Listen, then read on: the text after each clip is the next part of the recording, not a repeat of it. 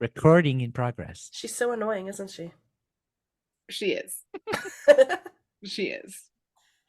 The disembodied voice that tells us that we're recording. Recording in progress. Why does she have to seduce me? There's someone at Zoom's headquarters that's actually saying that every single time. It's just like, they're getting ready to start. It's the FBI agent listening in. No. They, for us though, it's a problem because we talk too much. They're like, are they going to start now? They keep getting false starts. We like flag just on the about play. too much. That's flag. Penalty, false start, defense. I don't know football. I was like, football. I think 5 yards or 15. Taylor Swift.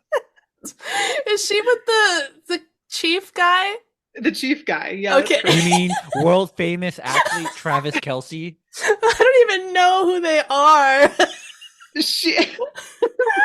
I barely know who Taylor Swift is, okay? Yeah, she's not a Swiftie. She's not a Swiftie.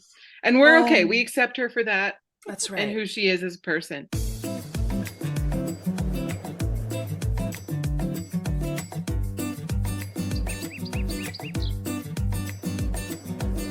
Hello, everyone, and welcome to the show. I'm Blair. And I'm Kirsten, and we are mediocre content. And we do, in fact, have someone lurking in the background. If you'd like to introduce yourself.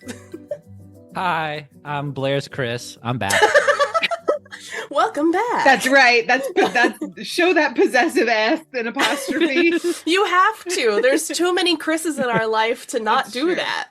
Yeah, and they're all spelled the same way, and it's really weird. It's true. Very confusing. But I'm the first return guest, so I think that's a win. That's true. That's true. We'll try not to rub it in Tyler's face too much. Or other Chris's face. Or other Chris's face. Please do. It's a request of mine. It's part of my my writer for the coming back on. I'll call him right now. Yes, I have a writer. Oh my god. He's very posh. Very posh. Well, we're super excited to have Chris back for the show, and we're also super excited to be basically done with January, I guess, is really what we're talking about. We got one more episode in January. It's explosive. Hint, hint, cough, cough. I'm so hyped.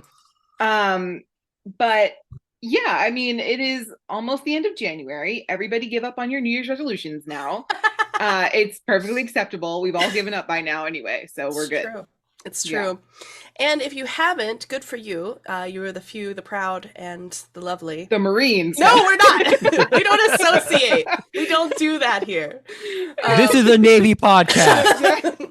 We are very specific. Unofficially, though. Yeah. Unofficially. Yeah, there you go. But if you are continuing your goals, congratulations. You're almost a month in. That's big goals.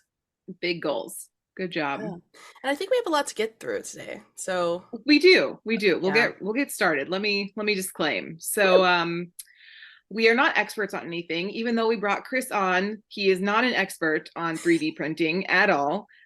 He does know more than Kirsten and I about 3D printing and additive manufacturing, but we'll get there.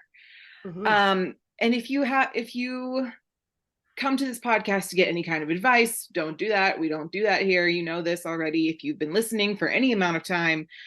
And we encourage you to do your own research and learn along with us. And yeah, so Kirsten, tell us about Vikings, because that looks interesting. I'm so excited. Oh my God.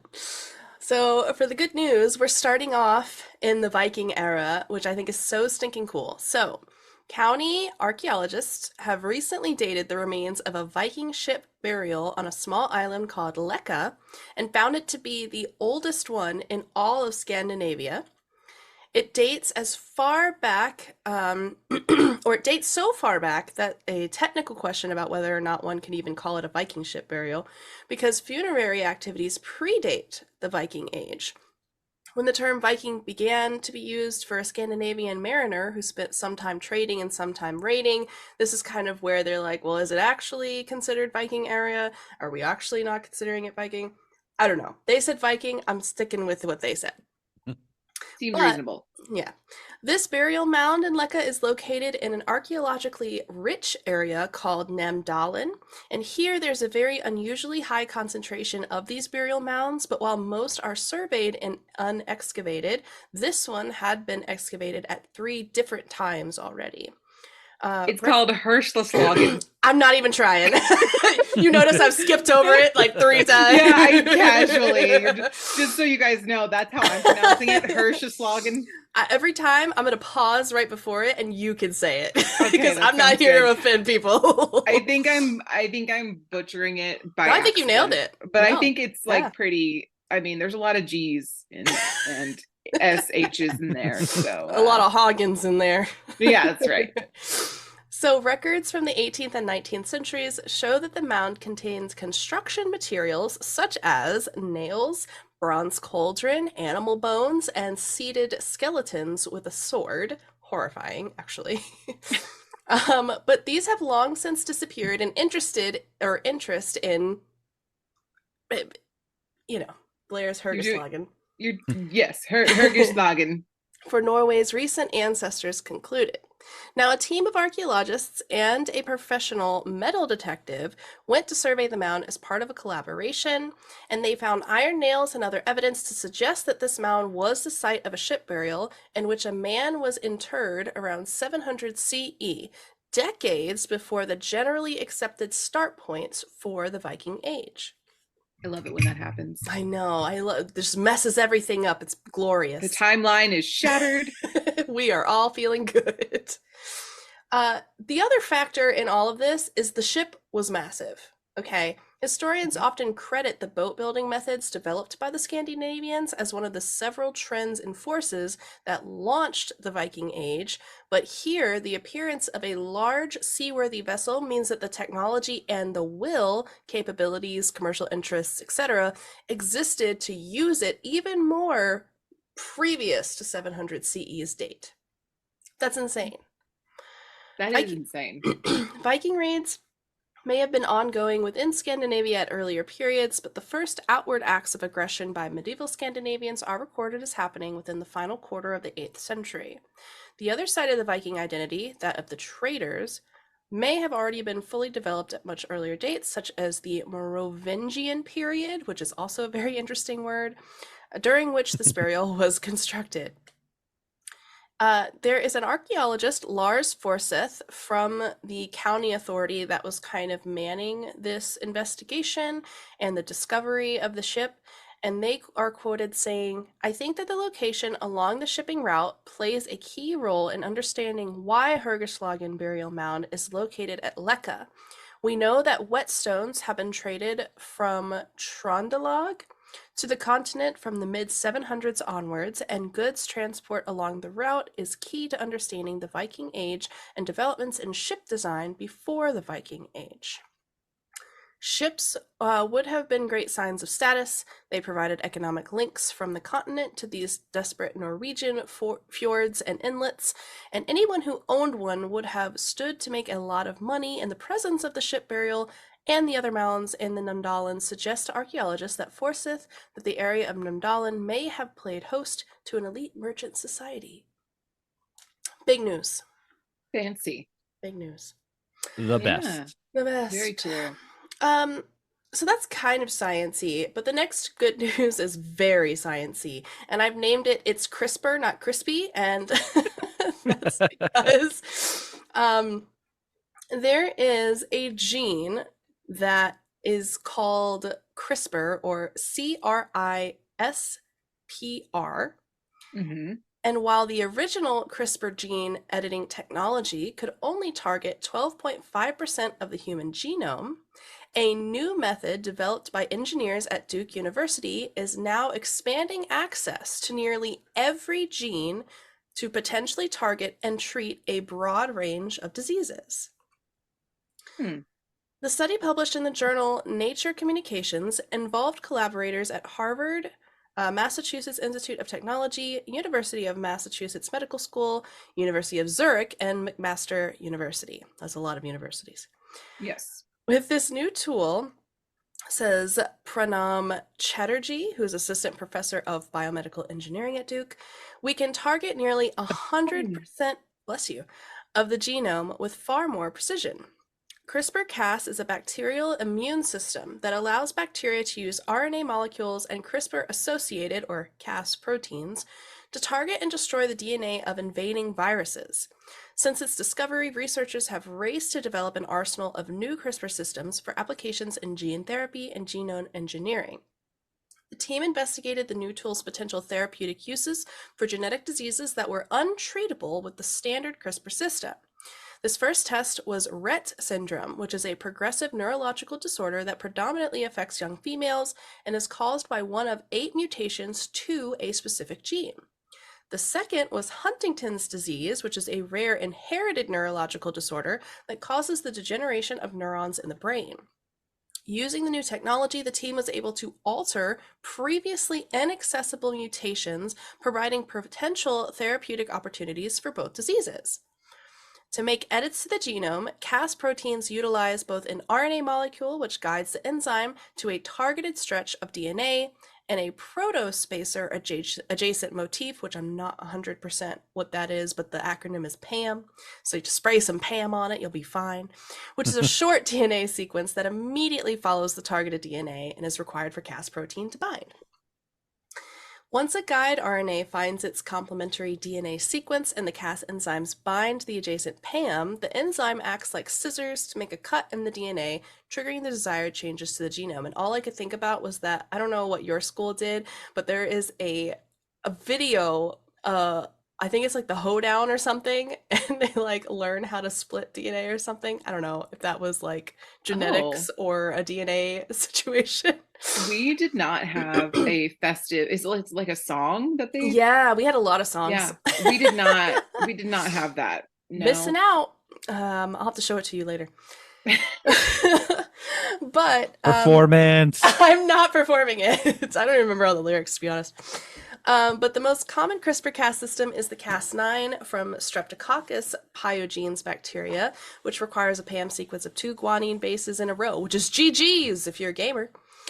In previous work, Chatterjee and his team used bioinformatic tools to discover and engineer the new Cas proteins, which only requires a single guanine base PAM to make the cut. So you're literally cutting in half what's required to do this now. And this change made it possible for researchers to edit 50% of all DNA sequences. At this time, Chatterjee's collaboration at Harvard and all of the associated people, they're engineering a separate variant called SPRY, and that could bind to any one of the 4 DNA bases that could form PAM, and has a stronger affinity for adenine and guanine, unfortunately. So it's like kind of a catch-22. It can do more, but you need more. Just the way it is.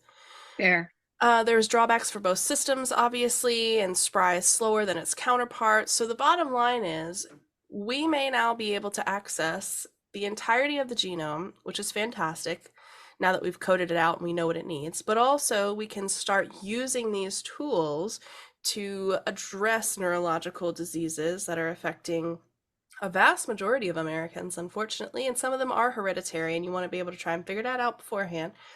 But if you can't, at least you now have a tool potentially to use to help correct that. Yeah. Science definitely helpful. Rules. We like science. We like it. We like Yeah. it. When you listed all the colleges, I was like, well, if these many people are involved, then it must be big. There's so it must many. be a big thing. I So mean, many. I guess it has to be, because you're going to have like professionals that can code it. You're going to have professionals that can engineer it. You're going to have professionals that know the chemicals required. You just kind of collaborate on all the elements. And they're Sure. like, well, did you think about this? And you're like, no, because it's not my field. I bet everybody's doing like different or the similar research, right? Yeah. So they're all like comparing notes and all that stuff. Beautiful stuff. Okay. Beautiful. So, as you guys know, Chris is here. Woo. Yay. And he's going to talk to us about 3D printing. I'll go over some stuff, but like for the most part, I think, Chris, would you like to give us your definition of 3D printing or additive manufacturing, if you will? Or I can read the one there too, if you want. I can give a short little. Okay. So just my disclaimer, I took a class on additive manufacturing last quarter, and I've taken another class years ago. So this was 2015 on rapid prototyping, focusing on additive manufacturing, 3D printing. So that's saying my level of knowledge is mostly the internet. That's ours And too. listener, Yeah. additive manufacturing and 3D printing are like basically the same thing. Yeah. And we can explain why it's called additive manufacturing later. I have that. Yeah. But 3D printing mostly comes down to, you'll see a lot of DIYers using these. It's a flatbed with a nozzle laying layers of plastic normally, that is not liquid, but also not fully solid at that point. So it's melting together essentially. Yeah, it's Yes. a liquid. Ew. Kind of like Oreo cream. It's a wow. a non-Newtonian fluid at that Full point. circle. Full circle. I brought it back. But so yeah, you print layers of plastic normally, and you can do some really cool things and make shapes that you normally wouldn't be able to make otherwise. Like you can make hollow structures that'll be lighter than normal. You can also, you'll see houses nowadays using concrete, building houses that way. And it's doing it in a way that is partially quicker, but also cheaper because you don't have to use normal manufacturing methods. So it's pretty fascinating stuff. That's amazing. Yes. So yeah. We're going to talk about the history of 3D printing, and there's going to be a lot of acronyms. So we're going to count them all together and see if we can get through this. Okay. Let's do it. All right. So 3D printing is commonly associated with maker culture. And if you've ever, maker culture just in general is like people who like to do hobbies that have to do with things that are like woodworking or, quilting or stuff like that. And there's a really cool show on Peacock with Amy Poehler and Nick Offerman called Making It. Check it out if you haven't seen it. It's like a reality show. It's really cute. Not sponsored. Yeah, not sponsored. Just obsessed. Yet. And so 3D printing is associated with maker culture, hobbyists and amateurs, desktop printers, accessible printing technologies like FDM, which we'll talk about in a minute, and low-cost materials such as ABS and PLA. This is largely attributable to the democratization of 3D printing, so basically making it affordable for the everyday person. And that came from the rep-rap movement, which we'll talk about. So let's get into it. 3D printing began as an idea for accelerating industrial product development through faster prototyping.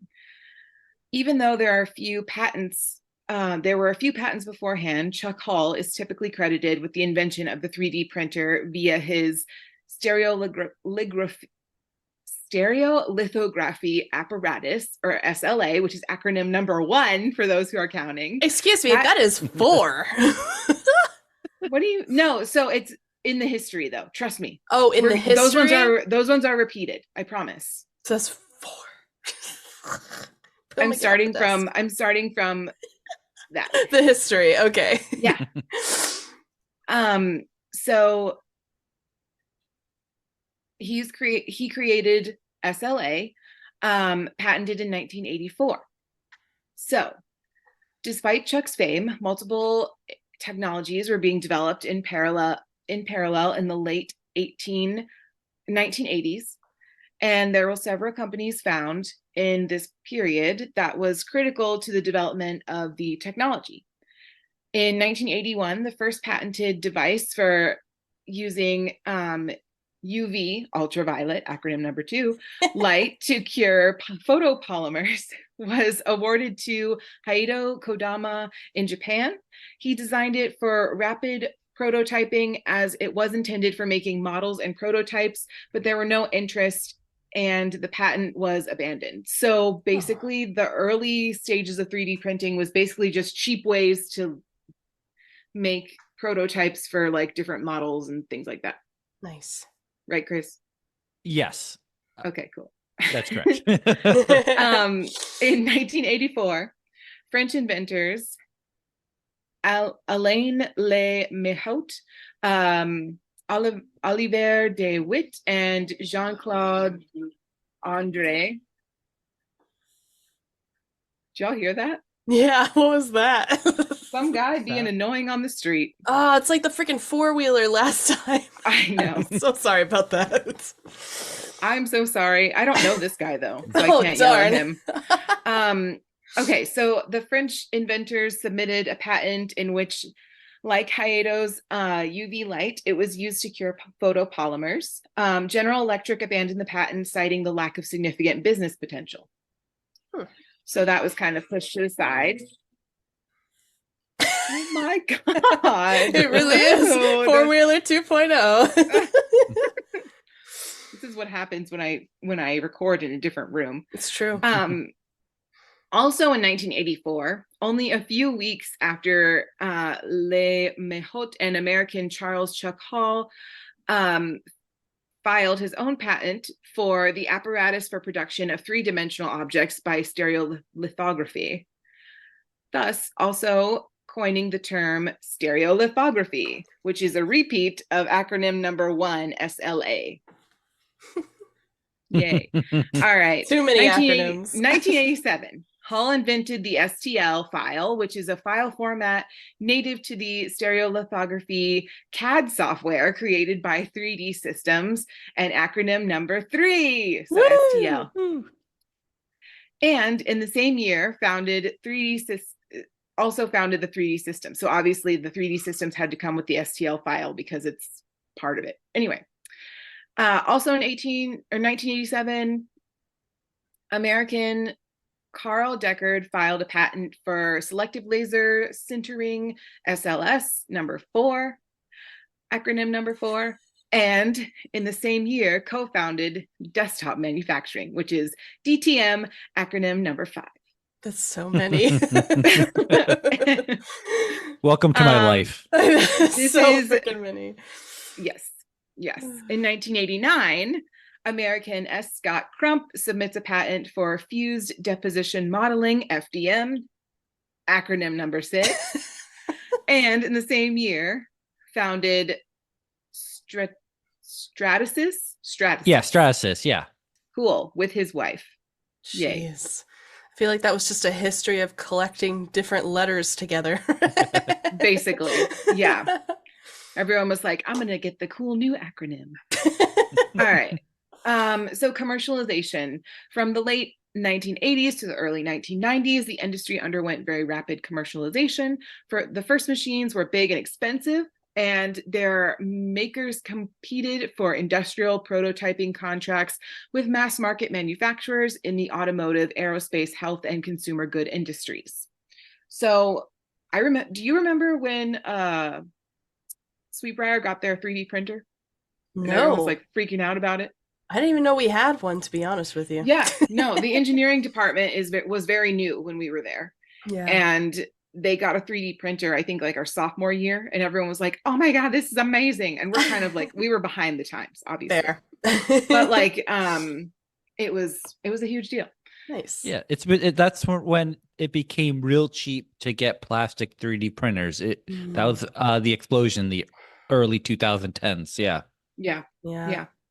So, in 1987, 3D Systems released the first commercial SLA, which is a repeat of the acronym number 1. And they called it the SLA-1, which is a printer. Oh, okay. Yay them. Yay them. How original. In 1992, the FDM, acronym number 6, patent was finally granted to Stratasys, which led them to release the first FDM, acronym number 6 again, printer in the 3D modeler.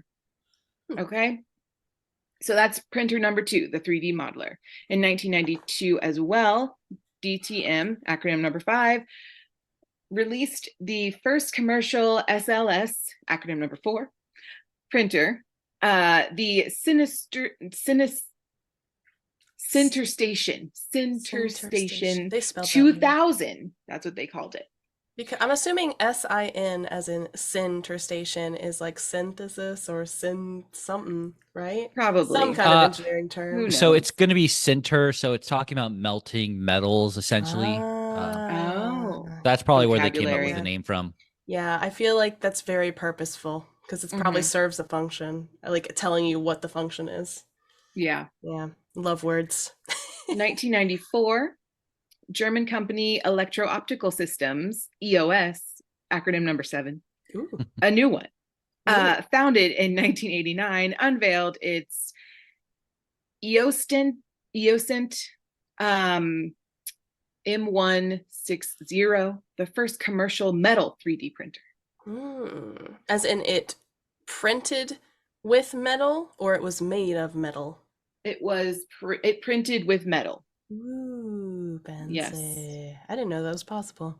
Yes. So possible. I've seen the 3D printer for the houses. So in terms of like other material, that's about as far as I got other than plastic.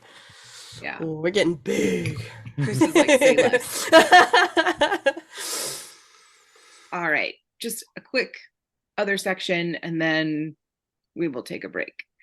So the democratization. So in the early 2000s, like Chris said earlier, the fierce competition for profits, development in material science, and the ending of many patents, which is helpful, similar to like when drug patents expire, then you get a bunch of low-cost drugs because they can repeat it, and it's not just made by like one company.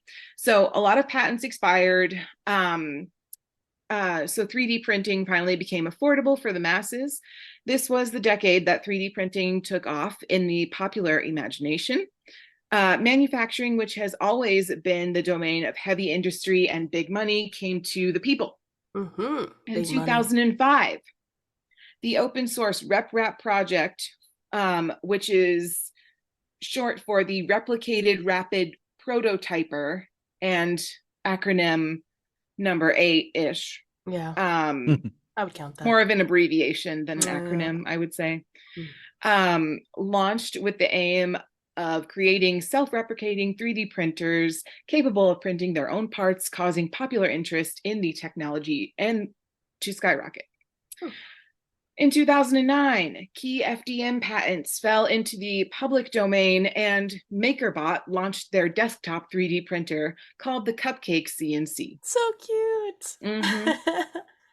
It cost hundreds of dollars, not thousands, and all components were downloadable from Thingiverse, which is a website dedicated to the sharing of user-created digital design files. In 2012, the year that we went to college and graduated high school. But not Chris. He graduated in 2011. No, just kidding. So old. Formlabs release the Form 1, the first affordable SLA printer, through a record-breaking Kickstarter campaign that raised $2.95 million in funding. 2013, Proto Labs Network launches as peer-to-peer 3D printing, a peer-to-peer 3D printing service. And that's actually where I got a lot of this information from on their website. Allowing mass transactions between people buying prints and people with machines. It quickly grew to be the single biggest 3D printing platform in the world, over 50,000 printing hubs, before pivoting to focus on helping its business customers by making all forms of custom manufacturing more accessible. And in 2014, key SLS patents fell into public domain, leading to a whole crop of companies making smaller and more affordable SLS printers. Nice. So, side note, when I was researching this episode, a lot of the articles were like, did you get a 3D printer for Christmas? Do you not know how to work it? And so it was just like, how to like 3D print with your 3D printer. Nice. And 3D printers on Amazon, like just a general look through, they're about $169. And they also have these 3D printer pens, which I don't really understand. They right with them. melt and print plastic, but Yeah. it's like You have to deal with your own crappy handwriting. That's the only difference. Yeah, I don't really like that. I feel like it's glorified puffy paint, but that's just my opinion. You and I know a lot about puffy paint. I ain't gonna lie. Yes, we do. Yes, But we do. what I love about things like this reminds me of the trend with the Cricut and the glitter Stanleys or the glitter Yetis and things. The one thing I love about this is similar to cross stitch or knitting or whatever. You get to share with people that now have a hobby that you can all like hang with and discover together. And once you print something like super freaking amazing, you can share that, and now everyone can do it. You're right. You're right. Beautiful. It is lovely. I feel like at the base of this though, your hobby is plastic. Like look, that is your hobby. Look, there are worse hobbies. You know how to melt plastic and put it back together in a way that nobody else knows how to do. Wait. We know how to melt plastic and make it better than it was before, which is a plastic object. Great. Look, I mean, this also this think about it though, as opposed to having a glitter mess in your kitchen because you're learning how to glitter your own Yeti cups. Yeah, you're so right. You're so right. The printer will just do it by itself. Yep, print your own Yeti cup. Save you a lot print of your money. own Yeti cup. There That's you right. go. A new line. He's a genius. Peep Jinx in the background of Chris's. I know. Just licking himself awkwardly. Salem's on the other side. Oh my god. Oh my goodness. I have been abandoned. For real. Okay, so I think we'll take a break here, and then when we come back, Chris will answer our questions and we'll talk about how 3D printing works and stuff like that. I hope you're ready, Chris. Always ready. We receive many questions regarding what exactly Mediocre Content Podcast can be used for in the average person's daily life. Today, we will address this question head on with a list of everything you can do while listening to MCP. Kirsten, take it away. Laundry, cooking, biking, hiking, driving, typing, working, walking, jumping, tattooing, swimming, okay, Kirsten. launching a rocket, math homework, hopping, racing, singing, All right, showering, shaving, I think they get sleeping, jogging, eating, spinning, zooming, fishing, Kirsten? boating, Hello? teething, Girl, can you hear me? taking out trash, gardening, building a house. Okay. It appears we've lost her. Well, just so you know, you could do a lot of things while listening to Mediocre Content Podcast. So, yeah, that's the whole ad. And I'm going to go head over to the second half now. Kirsten, come on over when you're better. Getting arrested, being controversial. All right. Your sister for Bye, stealing a guys. cup, not listening to your wife, eating peanuts. Okay, so let's talk about something much more boring. Do you want to actually welcome everybody back? Welcome to the podcast. We talk about things sometimes, and What is this episode on again? this is about 3D printing. Perfect. And my husband's going to tell us about 3D printing, and how it works. Go. Chris's Science Corner. See, I need a jingle. You do. Sorry. We'll So get that for you next time you're on the pod. yeah, perfect. Thank you. I've been asking for it every mean, single day. As the honestly. editor, I will decline. This Oh, dang. Naps. As a social media executive, I will also decline. Oh, okay. Yes. See, I'm sorry. All right. Denied. You just have to talk Yeah. about All right. 3D printing. I'm sorry. I gotta Yeah. talk with Tyler about protest or striking from until Unionizing Picket Unionizing. husbands fences. against mediocre content. Oh my god. the hamps. The hamps. That's acronym number 9 for those that are curious. For that are counting. Yep. For those in the audience. All right. right. So let's talk about what 3D printing is. And Blair mentioned earlier additive manufacturing. So I say so a lot. Technically, 3D printing is a form of additive manufacturing, usually related to printing plastics. But additive manufacturing kind of encompasses a lot more than just that. Let's talk about comparing it to how do we normally make products, right? So usually you have your subtractive methods where you'll take like a block of metal and then you remove the excess and you'll end up with a part. That's the most like normal method you think about when you talk about making something. There That are is also correct. some other And methods. that is called subtractive manufacturing, correct? Subtract. Yes, that's the Because you're go-to term. subtracting materials from Yeah. the overall amount of material. Yeah. Yes. Yeah. Cool. Yeah. All right. You've got some other methods like casting where you'll take like a sand bed and then you'll put the molten metal into that sand bed or into a shell, which will then make your part. Which requires some post-processing, sanding it down or, to make it more attractive or to meet your requirements. Which is You'll called see formative manufacturing. So many types. Yes. Not to interrupt you, but I just wanted to, No. to Please interrupt do. you. The last major one is when you do injection molding. It's what you'll see with a lot of plastics is where you'll take like a flat sheet and you'll blow it up or you'll press it into a shape. That's what you'll see a lot of your normal things you use that are plastic. You can see it with metal, but it's a little bit harder with that, has some more limitations. Some But examples those are would be plastic water bottles, cans. Mhm. When they go into that shape, they actually take a sheet of metal and they press it into the shape of a can. Nice.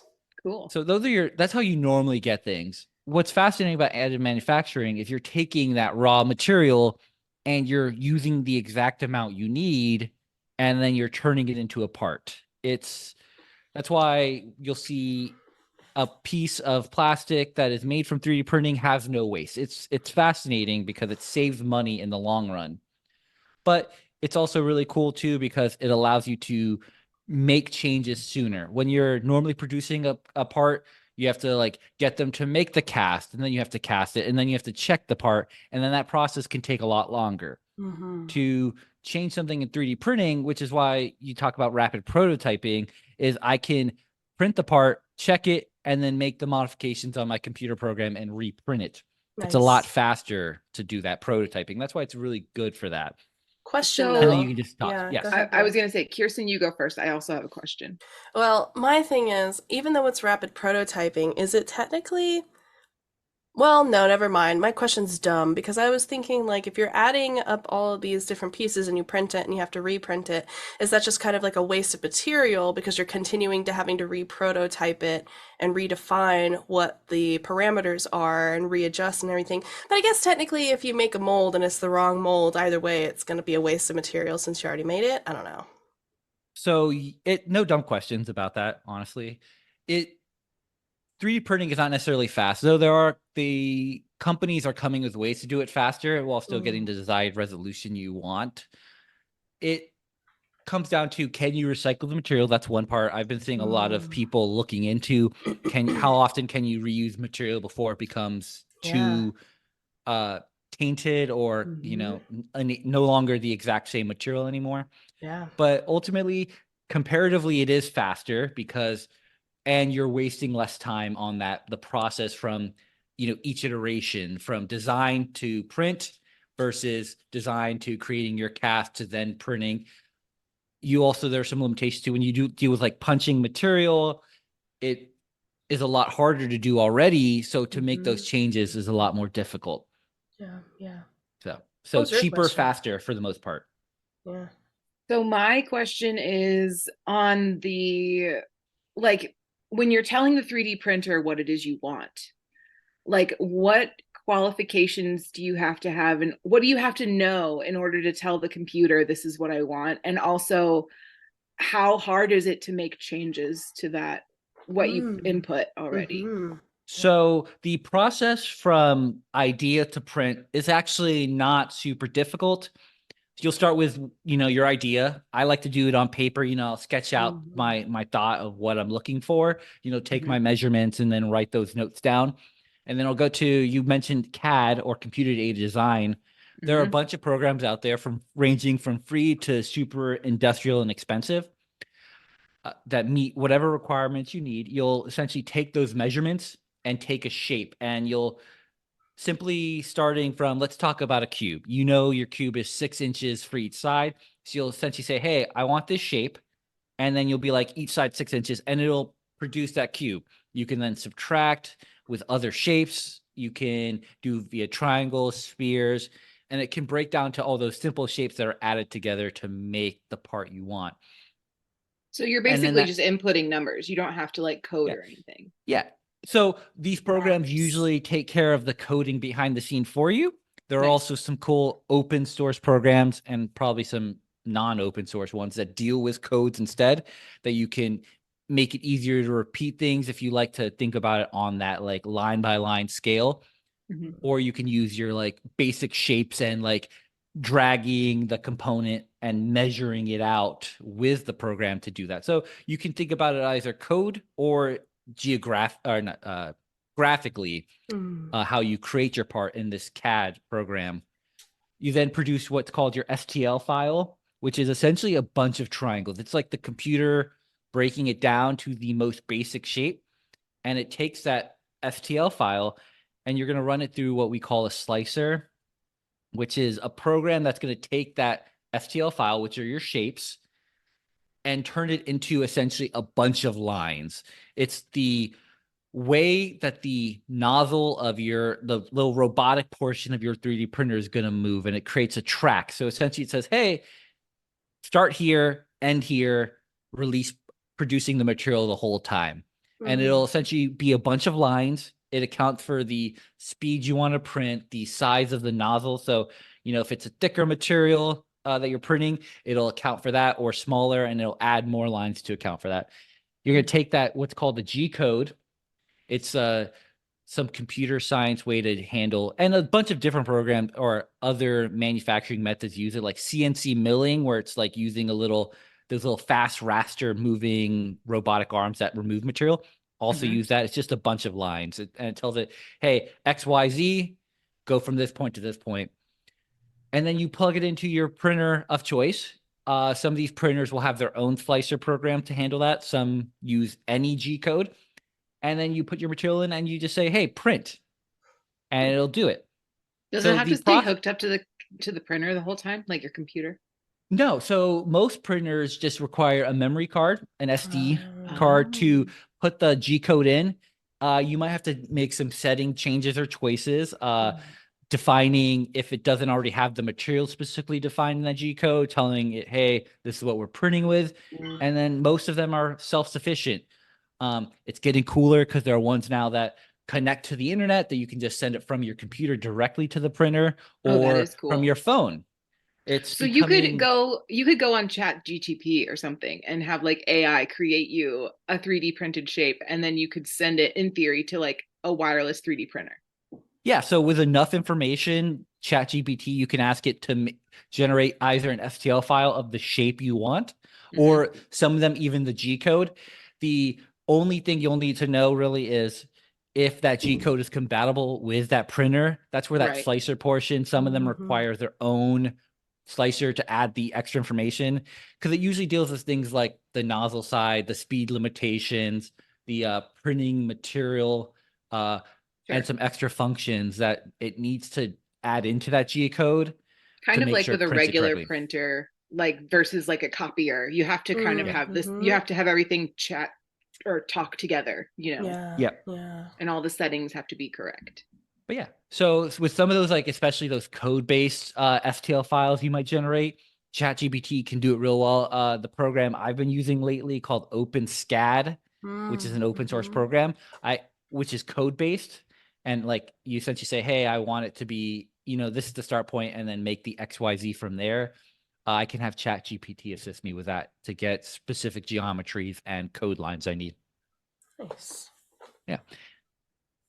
Cool. But when we were talking about the additive manufacturing, though, there are actually a bunch of different types of 3D printing methods beyond just, printing your plastic, which is called, I think it's like fused filament something. It's like triple F.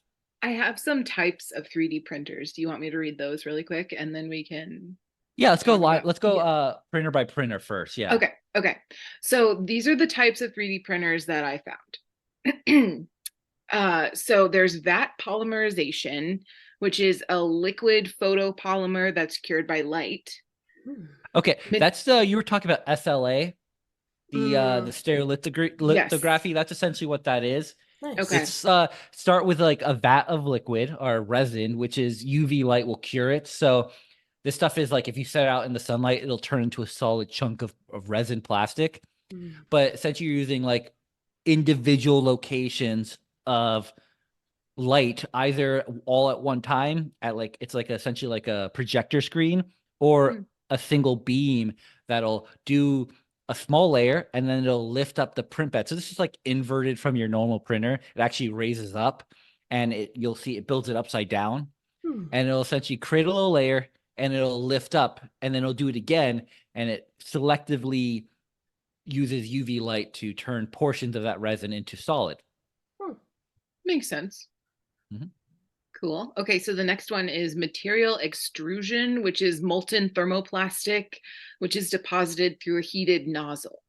Yeah, so Nice. that's that triple F, what we've been talking about normally when you Yeah. talk about 3D printing. When you see the videos online of like the printing Yeah. plastic. Yep. Yeah. That's the normal method. There are some other materials you can see. I've heard of using plastic infused with carbon fiber, with metal, Mhm. but mostly it's your DIY or 3D printing plastic. Either just a flat bed with the nozzle that's unenclosed, or you'll see some enclosed fancy ones. Mhm. That's where that whole like having some knowledge can be very helpful for super precision prints. For most people, if you're just printing a cute little toy or something like that, it won't matter. But if you're doing something that has specific, strength requirements, you're dealing and certain abnormal plastics beyond the normal PLA or ABS most people use, you have temperature requirements. So you can heat up that enclosure to ensure it stays proper the whole time and creates a strong part. Nice. So another question really quick. How do you determine, so I get that you have to put in like the dimensions for your Mhm. particular shape, whatever you want. But also like if you want a piece of it to be thicker than another piece, how do you like, is there a measurement for that as well? So if you wanted to do multi-dimension nozzles for printing, usually requires a more complicated machine that's Oh, so going you to have to switch have, out the whole thing. yeah, some have dual Oh. nozzles or multiple nozzles, but most of the time a single nozzle diameter is sufficient, and you'll essentially design what points you want to have thicker walls would be a good example for a variety of reasons, and you could handle that in either the STL file section or handle the slicer can handle creating this G code where normally it creates hollow interiors that uses just a bunch of triangles or other shapes to like act as a fill, but without actually taking up massive amount of material. Mhm. You can change how it does that at different layers depending on how complicated your slicer is and its ability. Gotcha. Nice. Okay. So another printer is powder bed fusion, which is So powder particles that are fused together, I guess. yeah. So this one's kind of cool. This is when you're starting to get really into the more nuance of metals normally. Mm. So imagine you have metal ore that's like in the like pellets, right? And Mhm. you put it where you want it specifically, but the rest of the powder bed is something like sand, something that won't melt. And you essentially deposit a layer of that and you essentially choose where you want to melt it at, and it's going to make that part via selectively melting that powder bed where it needs to. Nice. Yeah. And this is where you start getting away from your normal, what you would call normally 3D printing, and kind of going back into that bigger realm of additive manufacturing. And also more Okay. expensive. Way more expensive. Also This that. is so your DIY or print that's just going to use a bed and a nozzle is like on your $150, $200 scale. As soon as you add an enclosure, you get into at least $500 to $1,000 minimum. And as it gets bigger, you add more expensive on top of that. Or if you add the ability to do multi-material prints, so Mhm. your things that are multiple colors most commonly, starts adding an extra $5 to $1,000 on top of that. So you're already looking at a fancy large box of $3,000 for high quality and high ability. But as soon as you change the material, as soon as you go into these metals, you're adding minimum like 10 grand. And then you start getting industrial or I was gonna research say, based and you're 50. like Realistically, something that to that scale is probably for a business of some sort, would be my guess. Or Yeah, research you're facility Or something. research, yeah. You're looking to research or produce something Mhm. for a very specific reason. This is not your DIYer. This is your Or maybe it is. You know what? Science. Go ham. if you can afford it, go for it. Exactly. Okay. There's also binder jetting, which is droplets of liquid binding agent that are deposited on a bed of granulated materials, which are then later sintered together. They're sintered. See? S-I-N. Yeah. So this one is kind of like that powder bed fusion where it selectively melts, that powder bed. This one kind of it creates a full bunch of layers of the stuff, but specifically the points where it wants to, it'll fuse with essentially metal with like a plastic of some sort. This one I have less knowledge on, but ultimately you take this part that is metal and something else, and then you essentially melt away the plastic portion of it, or a wax, I think they can use. And then you end up with a finalized part. So this one requires more than just the normal method to come up with a finalized part. Some of these other metal ones specifically require like post machining to like make things smooth and nice. If you want it that way, this one requires that extra post processing. And then there's direct energy deposition, which is molten metal simultaneously deposited and fused. And then there's sheet lamination, which is individual sheets of material that are cut into shape and laminated together. Nice. So that direct energy deposition, that's your 3D printing metal essentially, but this one actually takes it to the liquid phase. Kind of scary because it's like these things shoot really fast, tiny droplets of metal. Horrifying. And it you could stick your hand underneath it and you won't have a hand anymore, kind of thing. Yeah. Sag. And it goes so fast, it looks like a string of metal, but it's closer to very fast moving droplets. These machines are expensive, but they're really Yeah. cool. Yeah. And then the sheet lamination, this is something you probably see even without a machine doing it. You ever see those like wooden, those wooden like little toys that are like layers and layers of wood that are cut out and then glued together? Yeah. So that's where that kind of comes from. You can do it with some metal, and it's less what you see. I don't think I've seen very often being used, and we don't talk about terribly too often because it's kind of the most different method of additive manufacturing. Because think about it, you're cutting to shape, so you're still wasting material, but you can do some very intricate layered components if you did it this way. Nice. Okay, so I'm gonna kind of wrap it up a little bit because my computer is about to die. Professional. So some practical uses for 3D printing, and this is not an exhaustive list, but things that are currently used to or are being used. Our 3D printing printed is being used. Okay. All right. Prosthetics for patients who need them. Those are being 3D printed because you can customize it to their exact dimensions of their leg or arm or whatever extremity they need. Bones and organs and blood vessels, which is not what we talked about today at all. No. But it's being done. And car parts are being 3D printed, and sometimes jewelry too, because you can get really intricate, like beautiful pieces of jewelry. Seems cool. Yeah. So overall, benefits of 3D printing would be very low startup cost, quick turnaround, large range of available materials, like we talked about, design freedom at no extra cost. So like you don't have to pay a designer, and it doesn't cost extra to like make it pretty.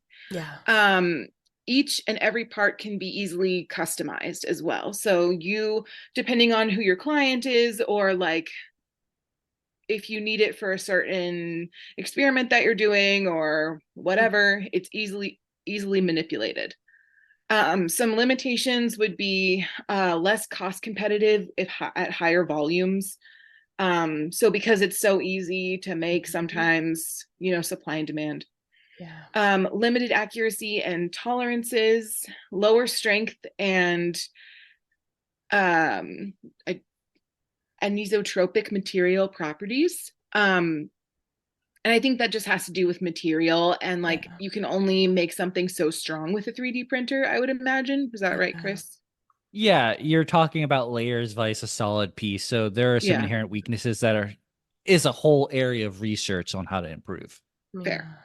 And then it also requires post-processing and support removal. So that's another thing, is sometimes I think the molds that it is printed in, you have to kind of take off, or some of the plastic parts have to be snapped off. That's so satisfying to watch. Yeah, it's very satisfying to do. But you're correct, there are requirements for things like overhangs that need support, because otherwise, if you're putting into air, things don't come out as right. You also have to deal with you also have to print what's called a raft, where it attaches to the bed and helps ensure it doesn't move when it prints, because if a part moves when it prints, the machine's not going to know that, and it's going to ruin everything. And that's how you end up with stringing or broken parts. Yeah. My favorite videos, I know it's not fair to the person that's printing it, so I don't mean this rudely to them, but my favorite videos is when they start them and then they come back and it's just a mess of just this melted plastic web nest, and they're like, well, that's not good, and I'm like, it is not. I need to watch some of those videos. I've only seen the satisfying ones where it's perfect. Oh no, these are the ones that they walk into and they're like, this is a nest. Now they have cameras on some of these printers, add another $500, so. And also some of them, from my understanding, is with the camera, you also have it on your phone. So if it starts to malfunction, you can end the printing process before it gets bad. Some of them I've used a printer that has the ability, and after the first layer, it'll essentially look at it and it can kind of tell if there's stringing occurring, and it'll say, hey, do you want to continue? And it will prevent it from wasting. Because you just hit first layer. Yep, it's that first layer that usually gets you. Because if you don't see the first layer fully down, then usually that's when it's going to fail. That's awesome. Yeah. Are you sure? Yes. Let's roll. Kirsten says self-destruct. In 3, 2, 1. And with that, if you have ideas about 3D printing, or if you are a 3D printer, that's what I was going to say. Please let us know. We'd love to see some of your designs. If you want to send them to us, we'd greatly appreciate it, so that we can deconstruct them visually with Chris. And I'm sure he'd enjoy seeing some of your designs as well, because he's designed stuff, and it's very fun. Yep. So, feel free to send any of that material our way at mediocrecontentpodcast@gmail.com. You can also slide into our DMs, we don't mind, over at Instagram, TikTok, or the old YouTube at the same handle, Mediocre Content Podcast, or also catch us live over on Twitch every other Thursday, 3 p.m. PST, 6 p.m. EST, 11 p.m. BST. They're all different times, just in a different zone, so pick the one that makes the most sense to you, and we'll see you at Mediocre Content Podcast on Twitch. Rate us 5 stars. Rate us 5 stars wherever you listen to podcasts, and we will see you next week. See ya. This has been Mediocre Content. Thanks so much for listening. Cheers. Cheers.